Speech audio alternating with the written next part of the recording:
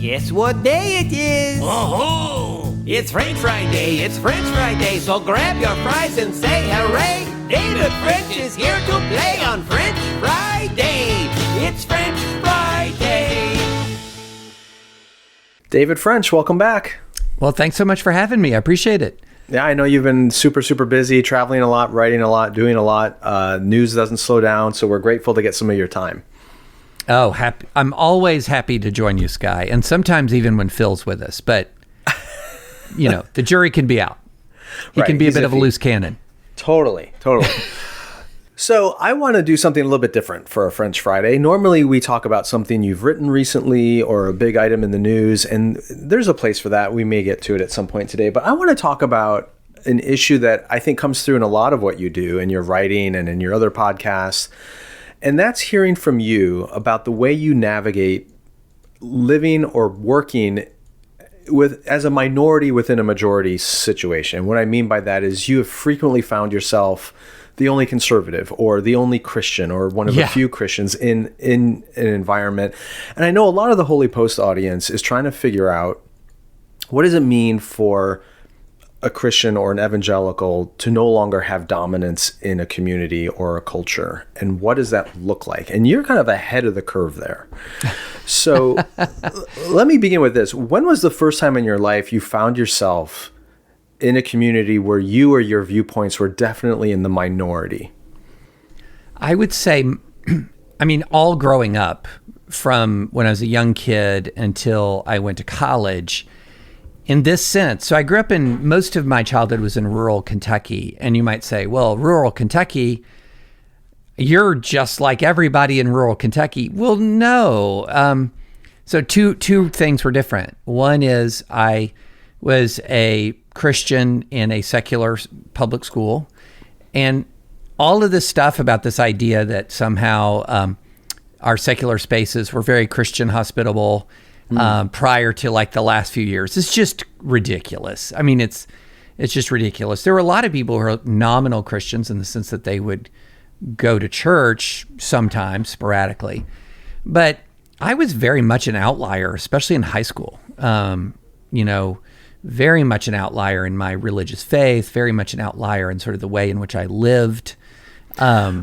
Were you may be an outlier. I certainly felt that way in high school at a public school as well. But was there hostility toward? Oh yeah, I mean, mockery, condescension. I mean, it's all this stuff like remember in the after-school specials from that like the 80s and 90s, and you'd have here, take a pull from this joint. Like the peer pressure and all of that, the classic stuff that parents and youth pastors warn you against.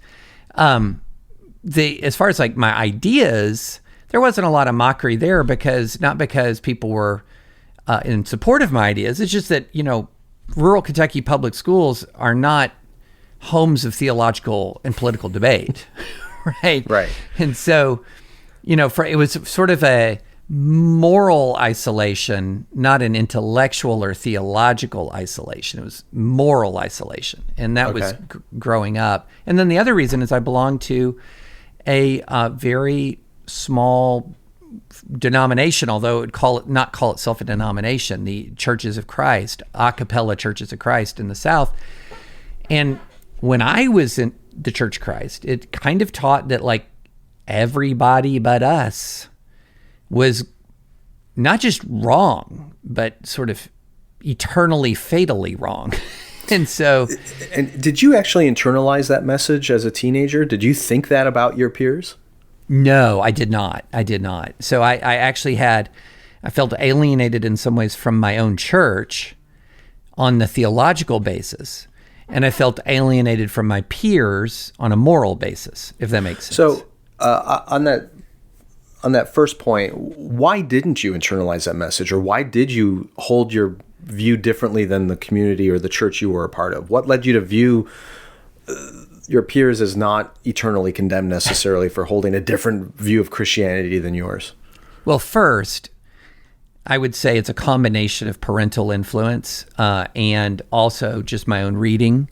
So my parental influence was that my parents were never sort of fundamentalist doctrinaire in the Church of Christ.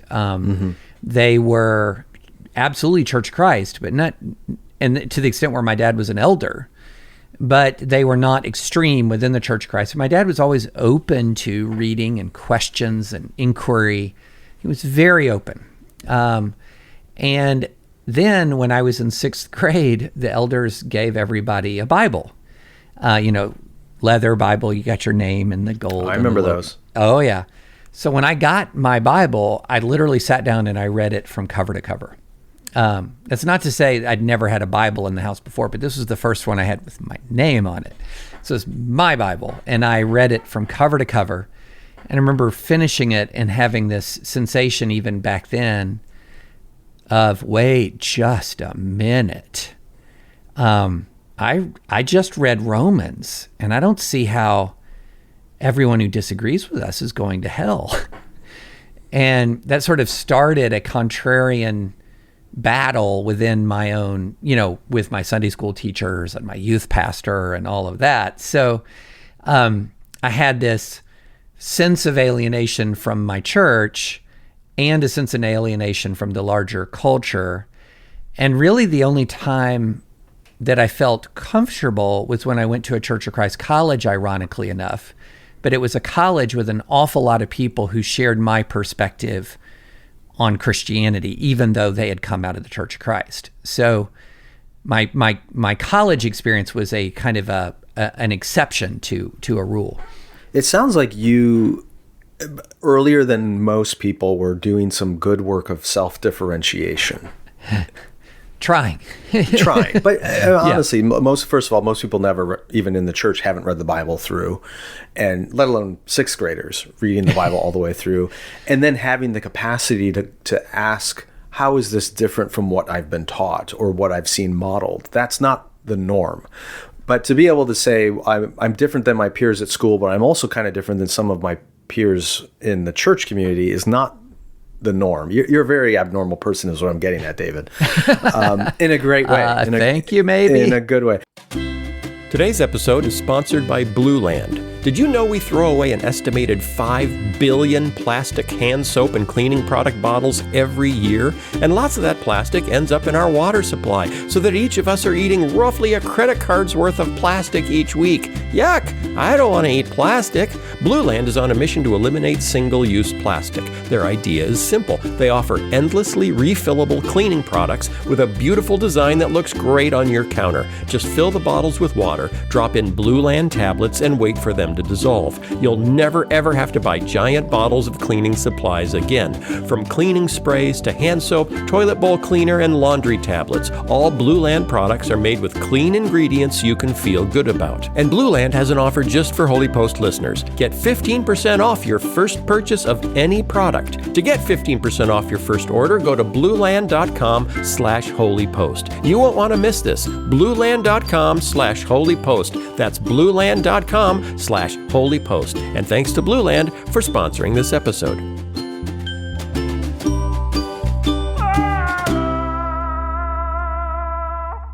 So, okay, you go off to college, but then you find yourself at Harvard for law school. And I've heard you talk about this in some other places, but I'd love for you to share here. At Harvard, you're clearly a minority position, and there's more open hostility to some of your views, both as a conservative politically and as a Christian theologically. How did you navigate that environment? And more than navigate, it sounded like you thrived there. You really enjoyed your time there. What made that possible? Well, it was 3 of the best years of my life. And I was absolutely in a political minority. I was absolutely in a theological minority. I was absolutely in a moral minority on every front. I mean, I've told this story before, but, just to give you a sense of the way things were, I formed a pro-life group. This is the early 90s, the first great wave of political correctness, where a lot of stuff you see today, you saw then, sometimes even worse. And formed the first pro-life group at the school, and student-led, student-created pro-life group. And I wrote a letter with 2 of my friends and colleagues to the student body talking about a policy that Harvard had where if you didn't, the student health fee covered elective abortions, but if you had a conscientious objection to elective abortion, you could write the school and you could get a partial refund. And what we did, one of the first things we did with our group is writing a letter to the school to describe this conscientious objection, where I very helpfully said, if you want to take advantage of this, you can fill out a form, return it to David French at this box, at my box. And I distributed it to all 1,400 or whatever students at the law school. I'll never forget the next day after I distributed the letter, going to my box, and it's just jammed with paper, just jammed. Now, this was before I was the jaded cynic/skeptic that I am today, Skye, and the first thought I had was, I just tapped into the latent pro-life movement at Harvard Law School. Look at all these pro-life people I didn't know were here. Wow, it's the silent majority. And then I pulled out the first piece of paper, and it said, why don't you go die, you effing fascist? And others like, go die. Now, they weren't... But were they signed? No. And they weren't death threats. They weren't saying, I'm going to kill you. They were like death aspirations, like somebody needs to kill you. And, that was just one incident. There were shout downs in class, booing and hissing and all of this. But I will tell you, I thrived there for really two reasons. One was we actually had a marvelous Christian fellowship. That was the first time... The first time in my life that I was exposed to truly ecumenical evangelicalism, in other words, evangelicals from every sort of walk of life and every denomination. So truly ecumenical evangelicalism. And really began to see, it really was because there was even when I was growing up, K through 12, public schools, even though it was a pretty decadent atmosphere, there was still an agreement nominally that Christianity was fine. Right.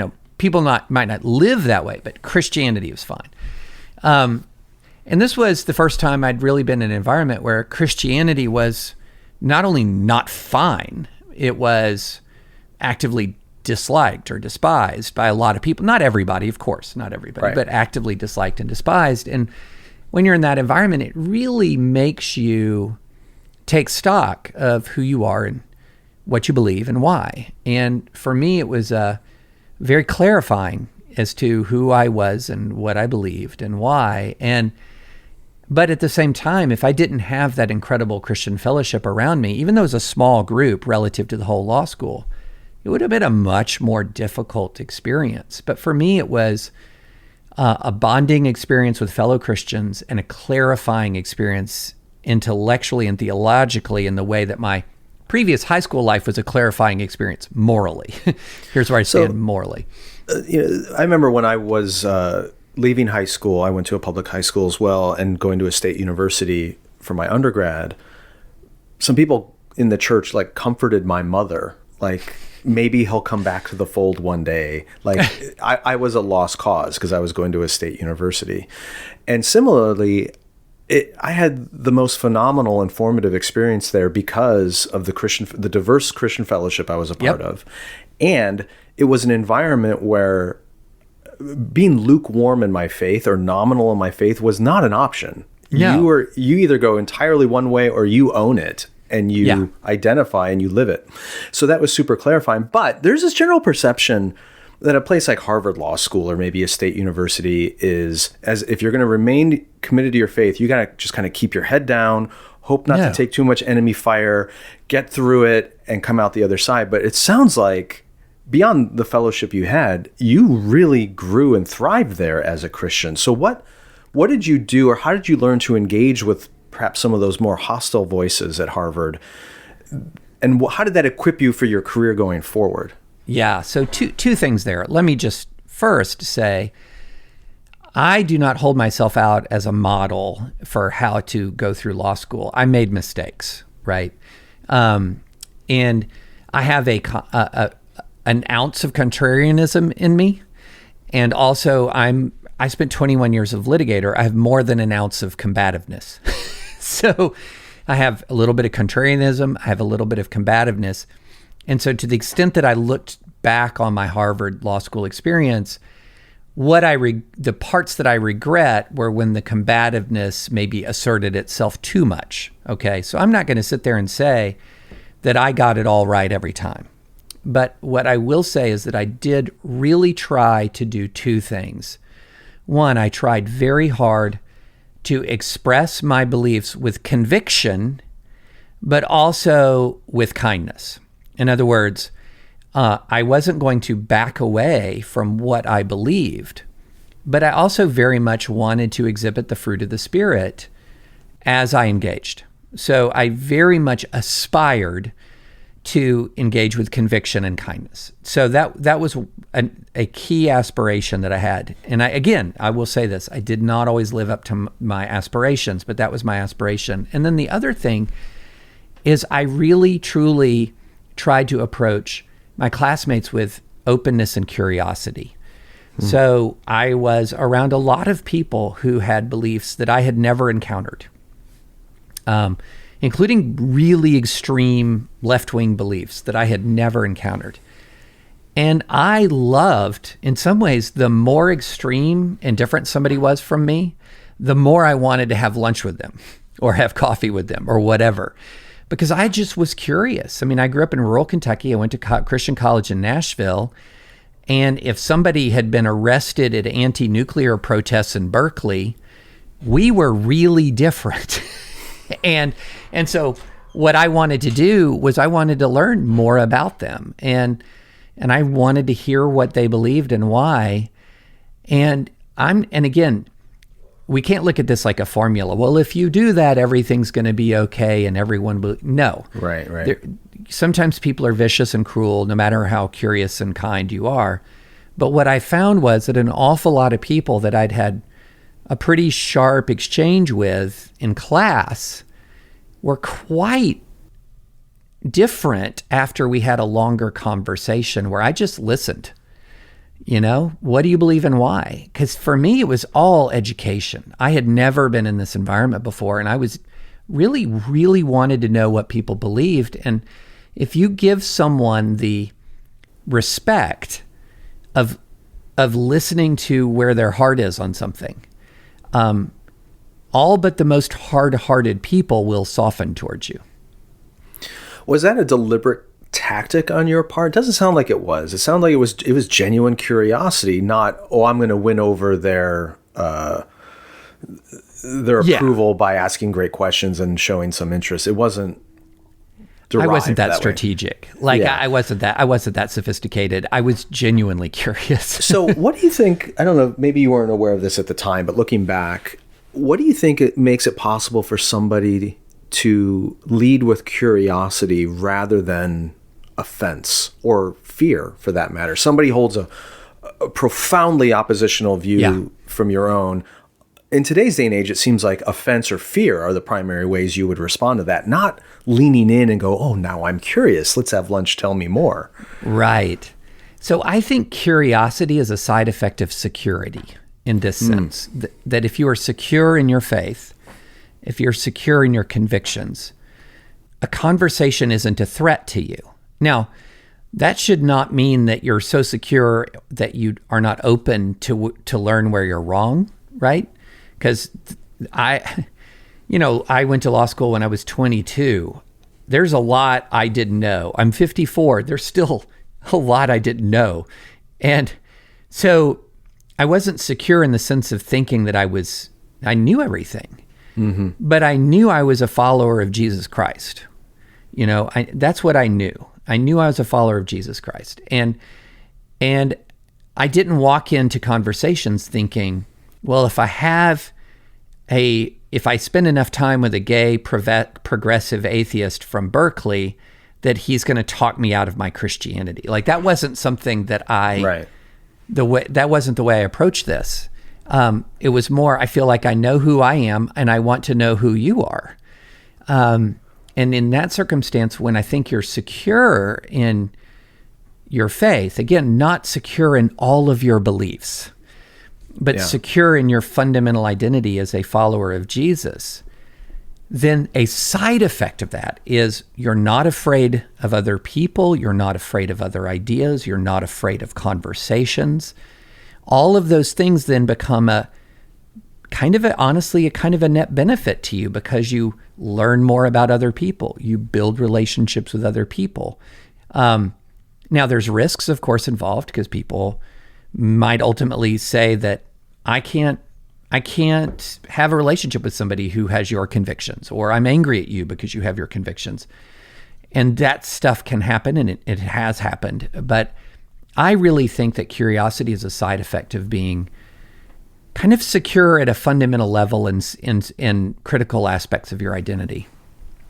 So one of the things I experienced as an undergrad especially was when somebody found out I was a Christian, especially if they found out I was an evangelical, it carried with it a huge number of assumptions about my politics, my cultural views, all kinds of what I thought of them and their views. And it became really difficult to convince people that all those assumptions may not actually apply to me. I can only imagine you face that 100-fold at Harvard. Beyond asking questions and being curious of people who believe differently than you, how did you go about trying to help others understand you differently, or see you more as less as a stereotype and more as an actual person? Well, so there's a spiritual peril there that I was aware of even when I was 22, 23, 24. And that was, look, there's scriptural evidence that you should not sit there and sort of say out loud, thank God I'm not like this person. Yeah. Right? And so there's a real danger in walking into these places and sort of leading with, I'm not like those other evangelicals, right? And so my view was, I just wanted my communication, my friendship to be its own testimony. And if somebody asked me specifically about what I thought about Jim Bakker or Jimmy Swaggart, like this was that era. Right. Swaggart and Baker had their falls from grace by the time I got to law school, and there was a lot of scandals around televangelists and all of this. And if people were asking me about it, I would certainly share my experience, but I definitely didn't want to lead with something like, I'm not like those other Christians. I just tried to be a human being, right? I just tried to treat them the way I would treat anybody else, and tried to exhibit the fruit of the Spirit in my interactions, and tried to just let my values be made manifest in my life. And because I think there's just a super great danger, even though, look, I've written my share of critiques of things that have happened in the church, but there's a major danger, I think, to your own spirit to sort of say and hold yourself out like, I'm not like those other people. Yeah, it seems like you can fall off either side of the road here. One is completely disassociating yourself from that tribal identity and differentiating so far that, causes damage. But the other is to feel like I have to defend everything in that tribal identity, even the stuff that's beyond the pale. Right. Because it's who I am. And so you can get in trouble on either side. This episode of The Holy Post is sponsored by Hiya Health. Hey, do you have kids? Do you care about their health? Of course you do. Most kids' vitamins are basically candy in disguise, filled with 2 teaspoons of sugar, unhealthy chemicals, and other gummy junk kids really shouldn't be eating. That's why Hiya was created, the pediatrician-approved, super-powered, chewable vitamin for kids. 0 sugar, 0 gummy junk, yet they taste great and are perfect for picky eaters. Hiya fills in the most common gaps in modern children's diets to provide the full body nourishment our kids need with a yummy taste they love. And we've worked out a special deal with Hiya for their best-selling children's vitamin. Receive 50% off your first order. To claim this deal, you need to go to hiyahealth.com/holypost. This deal is not available on their regular website. Go to hiyahealth.com/holypost and get your kids the full body nourishment they need to grow into healthy adults. And thanks to Hiya Health for sponsoring this episode. Today's episode is sponsored by Sundays. This is Phil. I have a dog. You have a dog. We love our dogs, and we gotta feed them something. Fresh food with human-grade ingredients is a better way to treat our dogs than that old bag of whatever that stuff is. Sawdust and cow bones? I have no idea. But fresh pet food is expensive and inconvenient, and that's where Sundays comes in. No, not the day. The new dog food company that makes air-dried dog food from a short list of human-grade ingredients. It's healthy, with beef, chicken, and digestive aids like pumpkin and ginger. It's convenient. Unlike other fresh dog foods, it's zero prep, zero mess, and zero stress. Sundays is shelf stable and ships right to your door. And it's affordable, costing 40% less than other healthy dog food brands because they don't waste money shipping frozen packages. We've got a special offer for our dog-loving Holy Posters. Get 35% off your first order of Sundays. Go to sundaysfordogs.com/holypost or use the code HOLYPOST at checkout. That's sundaysfordogs.com/holypost. Upgrade your pup to Sundays and feel good about the food you feed your dog. And thanks to Sundays for sponsoring this episode.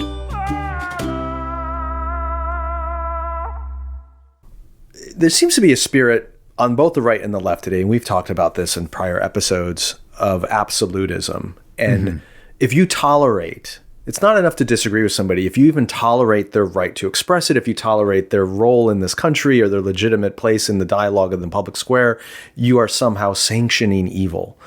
So going back to your Harvard days, or maybe after that, how do you see that? What role do you have as a Christian in tolerating beliefs that you may find truly abhorrent, nonetheless give space for those views to be expressed or entertained without being criticized from the other side, going, oh no, you're too lenient, David, you're too tolerant of this stuff, and there should be no tolerance of those things?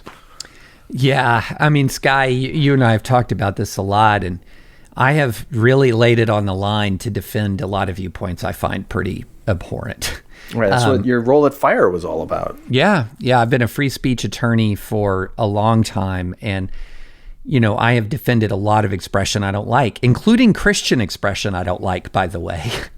So it's not just that I've defended secular or progressive, secular progressive voices that disagree with me, or people who are engaged or speaking things that I believe that are outright immoral.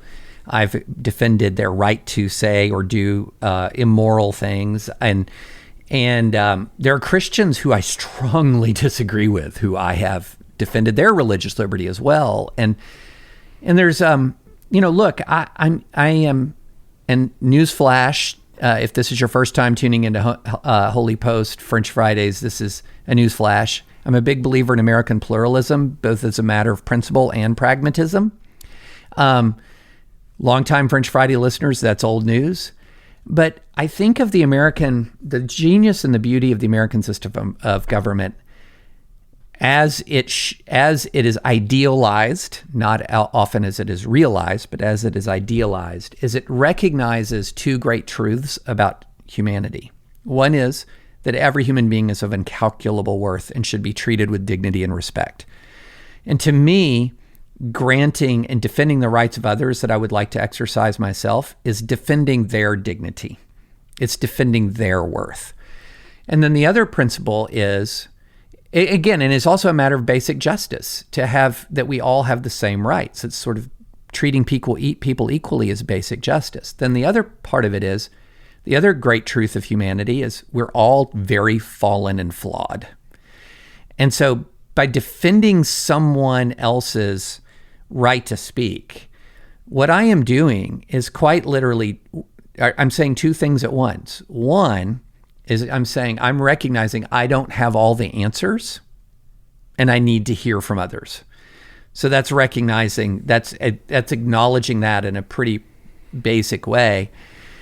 And then the other thing that it's doing, in addition, is sort of saying to those people that you are recognizing their rights and wanting to hear from, what you're saying to them is, in essence, you're broadcasting to them your own openness. You're broadcasting to them your willingness to learn. And so it's both, I have to have an attitude of being willing to learn, but simply having that attitude isn't getting me all the way there unless I'm making concrete and preserving concretely the ability to learn and telling others that I want to learn. And I think that that's a lot about what preserving free expression is about. And when you do that, free speech, in the words of Frederick Douglass, becomes the great moral renovator of society and government. That's why free speech is, again, to quote Frederick Douglass, the dread of tyrants. It's the dread of tyrants. And then he says, it is the right they first extinguish. They first extinguish. So what is my leading indicator of when somebody has an authoritarian mindset or an authoritarian model that they would wish to advance? It's when they start to extinguish free speech. Okay, I completely concur. Earlier you said that one of the things that gave you the ability to engage with people that thought and believed very differently than you as a student was a general security in your own identity and faith. Not that you had absolute certainty about everything, right, but you were secure enough in your commitment as a follower of Christ that you weren't rocked by hearing ideas or engaging with people that were different than you. Bringing that into this conversation is part of the problem we see today in our society, both on the extreme right and left that are trying to silence speech, is just deep insecurity, that they are genuinely threatened by these ideas that they might change me or my community and I therefore have to shut them down. There's a lot of fear and fragility. Right. So, I was at a church several months ago in 2022, and I was speaking I spoke at an event on Saturday night, and then Sunday I spoke at a kind of combined Sunday school of all of the adult Sunday school and the youth group and everything. And at the very end of the Q&A, the youth pastor said, we've got a bunch of kids here who are about to go to college. We've got a bunch of parents of these same kids who are about to go to college, and they're going to encounter a lot of tough ideas. They're going to encounter a pretty decadent atmosphere if they're going to some schools. How should you prepare? And my very first response was, fear not. Fear not. Do not walk into that environment with a spirit of fear. God didn't give us a spirit of fear, to quote Paul. He gave us a spirit of power and of love and of sound mind. And so if you have confidence that you are, as a follower of Jesus Christ, it's not that you just follow this historical figure, that there's also the Holy Spirit of the living God, the creator of the universe, that is indwelling within you and engaged in the process of your sanctification, then you should be able to walk into any place with a spirit of confidence and curiosity.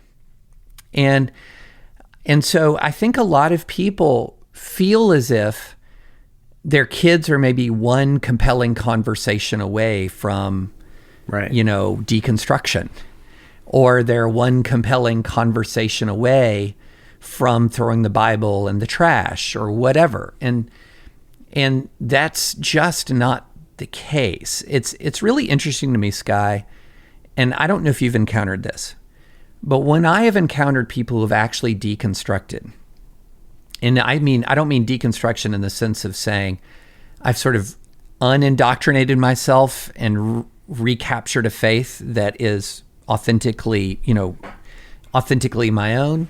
I mean, true deconstruction, like outgone by from the church. Right. It is very rare that I encounter somebody who says, I had a family where my parents loved me, treated me well. I went to a church that loved me and treated me well. I was surrounded by people who exhibited the fruit of the Spirit. Then I went to college and I read Foucault, and that was that, right? Right, yeah. And the statistics bear that out. I mean, I can't cite the source, but what I've seen, people with a college degree hold to Christian faith at a higher rate than people who don't have a college degree. Exactly. So this idea that higher ed is this deconstructing engine that takes people away from faith is demonstrably untrue. Yeah. Now, I'm not saying there isn't anybody who encounters, but as a general matter, when I encounter people who have truly deconstructed, a lot of what has happened is they lived in a church community that didn't come close to living up to its ideals, or they grew up in Right. a religious family that treated them punitively and cruelly, and so what actually ends up happening, it is the abandonment of the plainly clear faith principles that has led the churches or parents or families' abandonment of these really clear faith principles that has led to the doubts that lead to deconstruction more than some sort of intellectual argument. Right. So one response to the fear, the insecurity, is to try to isolate yourself or your community from those contrary voices. We're not going to go to Harvard Law School. We're not going to go to a state university. We're not going to engage with those kinds of people. But the other way I've seen this express, this fear, this insecurity, is not just through isolation and protectionism, it's through attack. We are going to proactively, aggressively attack our perceived opponents. Was that ever part of your approach? Was that ever reinforce you that I, as a defender of the faith, I need to proactively criticize those I disagree with in order to defend the faith? Doesn't seem like you do that now, but was that ever something you felt you had to Yes. do, or what? Oh, and what was the outcome? Like, why didn't you stay on that tactic? So I'll give you an anecdote that really kind of shook me, to be honest. I always had a self-conception that of myself as being, not perfectly, but reasonably like a kind person. Like I put a premium on trying to exhibit that virtue. But I also had this sort of persistent failing in that I was also, and still am in some ways, quick-tempered. And so there were times, and I can think of one class in particular in law school, that my temper got the best of me again and again. And I was quite combative in the class. There were certain people in there that rubbed me the wrong way, and I was combative. And a friend of mine, this was a few years after I graduated, a friend of mine ran into one of those classmates and at like a dinner or something, and they started talking about school, and my name came up. And my friend had to convince this classmate of mine that actually I was a decent person. like had to convince him, no. And when he related that story to me, it deeply impacted me because I remember feeling a fleeting sense of guilt or a fleeting sense of disappointment with myself that I had after classes where it would get heated, that I had behaved the way I'd behaved. But then I just kind of asked God for forgiveness and moved on. I never circled back to the people I got angry at and asked them to forgive me. I just asked God to forgive me and I moved on. So for all they knew of me, I was this guy that went 10 rounds with them in class, and sometimes in a pretty angry and sometimes dismissive way. And that's all they knew. That's all they saw. They didn't see my internal guilt about it. They didn't see the fact that I'd asked God to forgive me. So that was their memory of me. And since that time, I can think of individual encounters and instances where I have that same persistent vice of mine has come out. And I've tried, when it does, to go back and correct the wrong. At least, I can't fully correct the wrong that has occurred, but, tell people I'm sorry. And again, saying you're sorry is not in any way backing away from the underlying conviction that you might have been upholding. The thing that we were fighting about constantly in that particular class was abortion. And I was pro-life then, and I'm pro-life now. But I could have been pro-life then without also being kind of an ass. And so that really did make an impact on me when a friend of mine had to tell a classmate, had to be in a conversation with a classmate and convince them that I was a okay person, Yeah, I do know, sadly, from personal experience as well. What's echoing in my head is something Dallas Willard said. He said, anything that can be accomplished with anger can be accomplished better without it. Yeah. And I've experienced that firsthand. So, I mean, I'm really encouraged, and it totally fits what I know of you, that you would be sensitive to that capacity you have for anger and regret when it comes out, make restitution where possible when it does, and to seek a better, more Christ-like course. Totally get that. What do you do with the fact that in so much of our culture today, including the culture of the church, we have made anger into a virtue? Yeah. So there's a couple of things about that. One is, I think it is very important to do what we're doing right now, Skye, which is those of us who, I don't want to say we're older, like, middle, well, I'm older than you, but, Yeah, so I'm young in this conversation. Young whippersnappers like you, Skye. No, that those of us who have regrets communicate the existence of those regrets and why. So to sort of say, and I've done this in other contexts, like when talking about some of my understandings about race, I wrote a piece, and at the very end of the piece, this was one of the most viral things I've ever written. At the end of it, I said, don't be like me. And what do I mean by like me? I mean somebody who didn't credit what my black friends and neighbors and brothers and sisters in Christ were telling me about the world in which we live. No, I believed them as their stories, but I didn't believe the pervasiveness. Right, the systemic nature of it. The systemic nature, until I began to see it and encounter it in our own family lives. And then I felt real regret, right? And so that's why I wrote, believe this, don't be like me, right? So I think there's some real value in saying to people who are younger, don't do this. I've been there and it does not end up where you want to be. So there's that. And then there's the other sort of larger argument over the fruit of the Spirit in general and how much we need to be leading with that as a church. And so taking on that idea.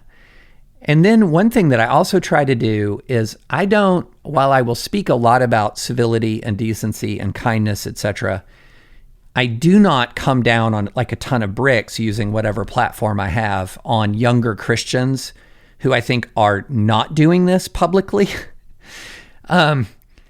I think a lot of them are going to regret this. A lot of them who are in their 20s or early 30s right now and are absolute Twitter warriors are going to, in a few years, be kind of like I was when I was a law student.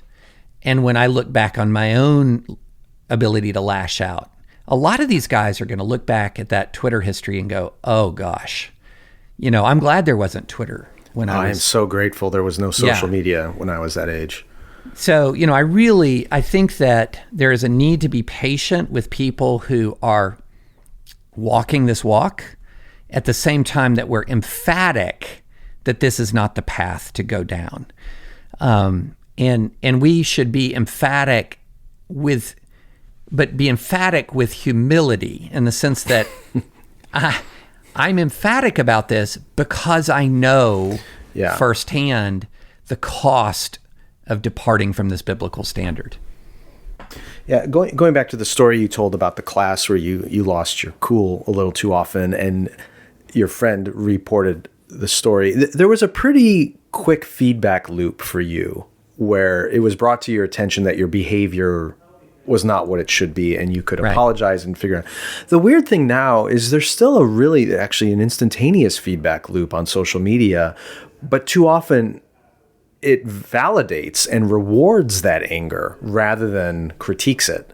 So you can build a following today by being shrill and angry. You can make money as an ass on social media or whatever platform you're on.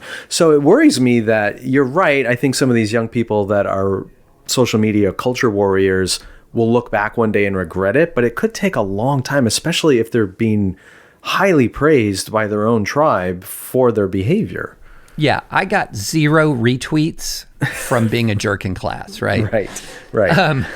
I'd build no following by being a jerk in class, but you can get a following by being a jerk in public now. Right. No question about it. And I do believe that what ends up happening in that circumstance is, and I have seen this with some individuals is they get reinforced and reinforced in being a jerk.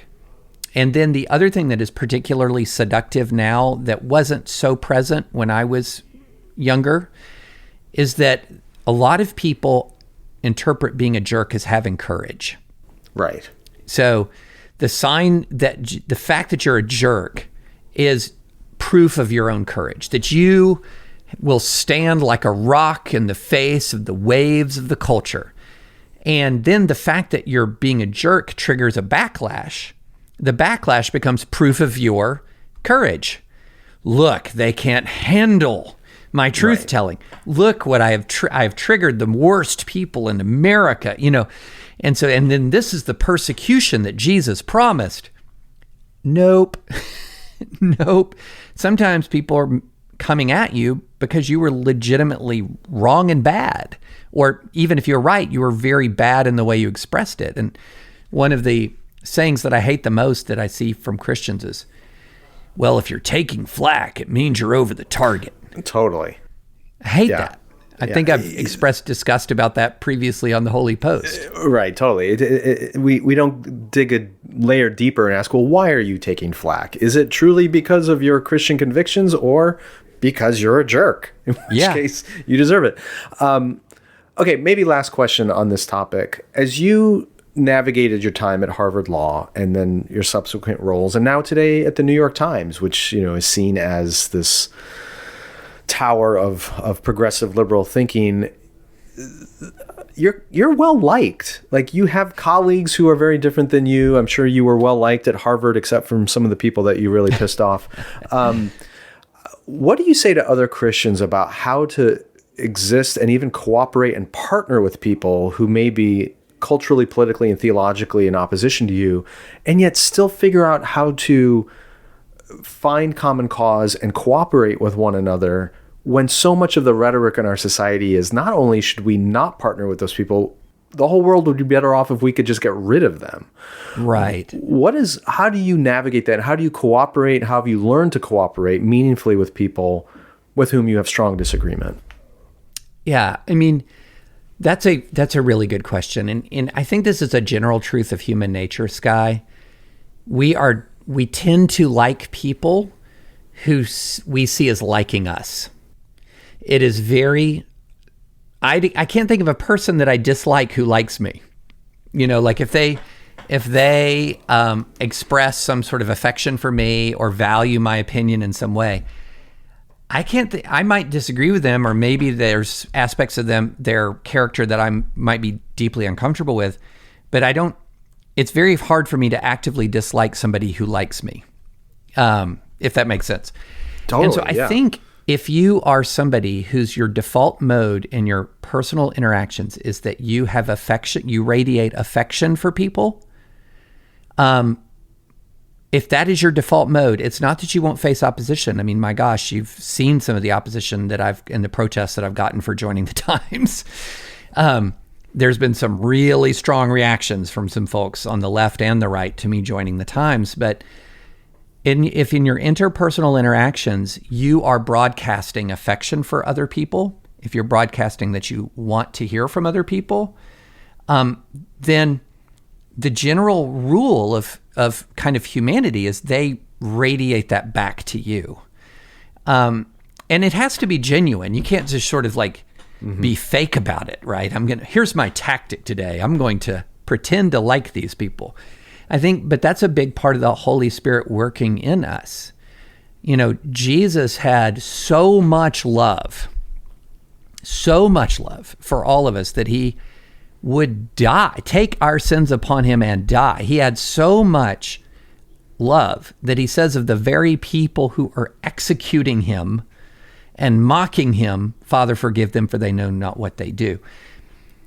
It is the tiniest ask in the world, by comparison, to ask me to show basic kindness and decency to the people I encounter, even the people who might be angry at me or despise me. And I try that. I do. But I don't always succeed, but that's the aspiration. And what I found is if if you like other people, if you treat them with decency, if you respect them, if you're curious about them, it is not common for them to respond to that with furious hatred and anger. So what you're saying reminded me of an interview I did a couple years ago on the show. I actually just looked it up. It was episode 412, if people want to find it, with Dr. Jim Wilder. He's a neurotheologian, which is a vocation I'd never heard of before. But he talked about how brain research has shown that an organism attaches to another organism in one of two ways. And he said the number one way is food. If you feed something, it will attach to you. I mean, this is partly why biologically a woman gives birth to a child, the first thing she does is breastfeed. It builds an attachment between the mother and child. You do this with pets. I mean, I did this with a chipmunk outside my kitchen. You know, put food out every day, the chipmunk will love you. But get beyond that. He said the other primary way that an organism attaches is through joy. And that is when, it certainly applies to people, when a person perceives you are joyful at their presence, they will automatically attach to you and feel good about you and reciprocate that. And he brought up the point that, is it any wonder why a meal is the centerpiece of the Christian life, right? It's the mark of our community that we are one in Christ through the communion meal. But then the church is supposed to be a place of hospitality that welcomes all people and finds joy in their presence. And that brought up all kinds of interesting stuff about, well, when the outside world looks at Christians, do they see joy in us? That's great. Or is the posture, oh, I wish we could go back to pick some romantic period in the past where the world was better, or if we could just go ahead and Christ would come back and get rid of all these people, then it's rare to find a Christian that says this country as it is with these people, as screwed up as they are the people I'm called to love and serve, and they bring me joy, even though there's these profound disagreements. How different would the culture react to us if that was our posture? But we're told, no, you need to be angry at the world. You need to be fearful of the world. And you get that back. That's exactly right. Yeah. I learned from my mistakes, Skye, and my failings. And I'll tell you another sobering moment in my life. I came back from Iraq in 2008. And I was actually with one of my core friend groups that I'd had for years and years and years. I was kind of getting into a lot of conflict. And yet with all of my friends that I served with in Iraq, in spite of the fact that we were all over the map religiously, politically, my Christian friend group I was having trouble with, and my much more like diverse Iraq staff officers group, we were totally harmonious. And I told my wife, I said, why is it that I'm having an easier time with my friends from Iraq than my friends, from before? And she said, David, I wish you could hear a recording of how you interact with one group and versus the other. I said, what do you mean? I said, when I hear you talk to one of your guys from Iraq, you are so overjoyed to hear from them. And I've heard you be irritable many times with these other folks. And I was like, oh, duh. Yeah. I was radiating irritability, and I'm going to just get, you're just going to get that back in return. And there's two sort of sayings that I've heard, and I don't know the origin of either one, but they're not original to me, but they've been really important to me in trying to dictate how I interact with other people on a daily basis. One is leave no affirmation unsaid. So in other words, if you're interacting with somebody and they say something insightful or interesting, say, that was insightful. Or if you meet somebody that you just read an essay that they wrote, like in my business, and it was impactful to you, lead with that. It really, when you wrote X, Y, or Z, that really made a difference. Or if you're on a podcast and you're honored that you're on a podcast, like I'm still gobsmacked that people want to read what I write or listen to what I say. So I am honored to be on the podcast. Say it, And so that's one thing that I think is really important. And the other one is a proverb, and it's not in Proverbs, but it's a proverb. shared joy is double joy, shared sorrow is half sorrow. And so when you share joy, when someone's able to share joy for them with you, it makes them more joyful. Right. When someone is able to share a sorrow with you, it helps them bear that burden. And so that's what I think of. I think of leave no affirmation unsaid, and also shared joy is double joy, a shared sorrow is half sorrow. And if you just sort of think of that in how you interact with other people, it really can make a difference. It can make a profound difference in how people interact with you, even though it's not a strategic thing. This should come out of affection for other people. That's the work of the Holy Spirit in you. It should be coming out of love that exists, that the Holy Spirit has implanted in you. It's not how to win friends and influence people, right? Because that can always is exposed as shallow, right? Absolutely.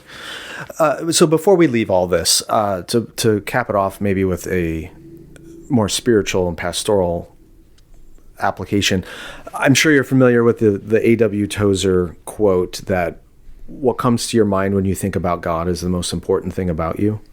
If you've heard that. Yeah. It's been a while since I've heard it, but yeah.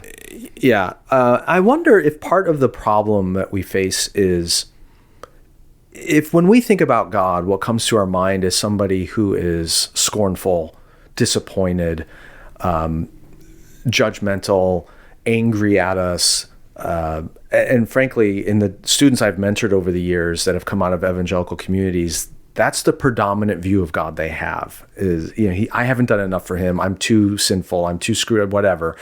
If that's our perception, if when we think we enter God's presence, that's his response to us, should we be that surprised that when we enter other people's presence, we carry a scornful, negative, dour, judgmental posture, and then therefore that's what we get back? And is the solution to this is a transformation, hopefully through the presence of the Spirit and the revelation of Scripture, that when we come into God's presence, he's actually full of joy.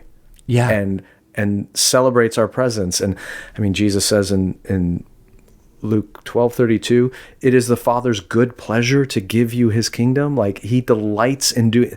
If that's our general posture in our relationship with God, then it makes it that much easier for us to carry that joy into the other relationships we have and into even the difficult ones or the people with whom we have strong disagreements. I wonder if that's where the root of it is. We just have a warped perception of how God sees us. And that's a really, really interesting. It's been so long since I've heard that quote, and it's thought-provoking all over again.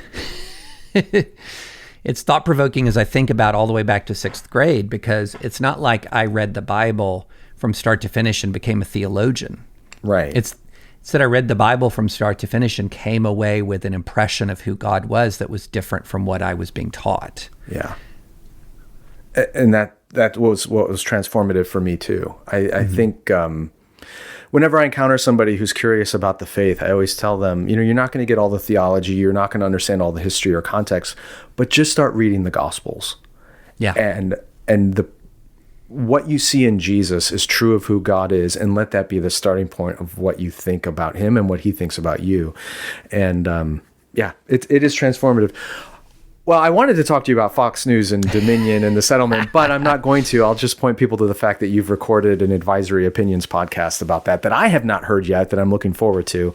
And by the time this airs, there will be my most recent Times newsletter will be about this. Excellent. So, Well, I look forward to hearing and reading and getting all that, because there's still a lot happening in the world. But this was great. I really enjoyed just hearing more of your formative experience as a young person and student, and it's definitely evident in how you operate today. And I think there's a lot of wisdom for all of us as we try to navigate these times. Thank you, David. Well, thanks, Skye. And again, I've learned so much from messing up. It's a great teacher. It really is. It really is. All right. Until next time, thank you so much. Thanks, Skye. French Friday is a production of Holy Post Media, featuring David French and me, Skye Jethani. Music and theme song by Phil Vischer. This show is made possible by Holy Post patrons.